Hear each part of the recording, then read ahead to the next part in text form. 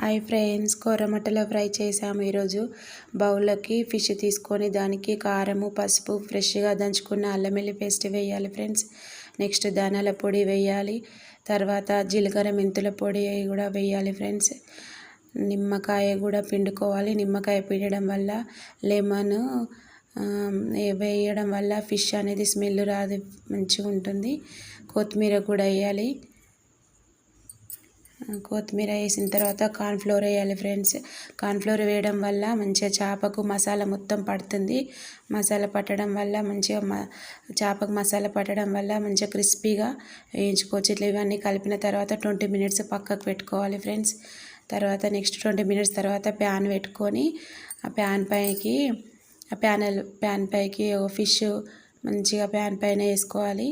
వేసుకొని 2 table spoon oil, తక్కువ oil పడుతుంది ఫ్రెండ్స్.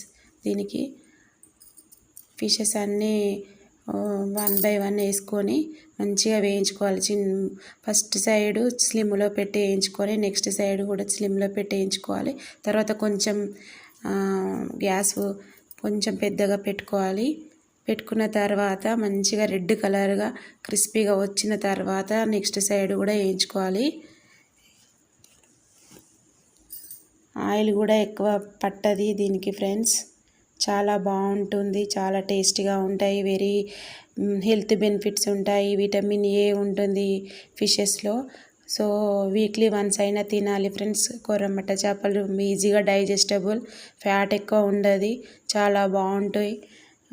ఐ ప్రాబ్లమ్స్ ఉన్న వాళ్ళు ఎక్కువ తినాలి ఫ్రెండ్స్. ఎవరైనా తినొచ్చు ఫిష్. సైట్ ఉన్న వాళ్ళకు, ఐ ప్రాబ్లమ్స్ ఉన్న వాళ్ళు తింటే చాలా మంచిగా ఉంటుంది ఫ్రెండ్స్, తగ్గుతుంది.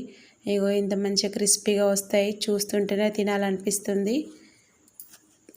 ఫిష్ తినని వాళ్ళు కూడా తింటారు ఫ్రెండ్స్ ఇలా చేసే ప్రాసెస్ తోటి.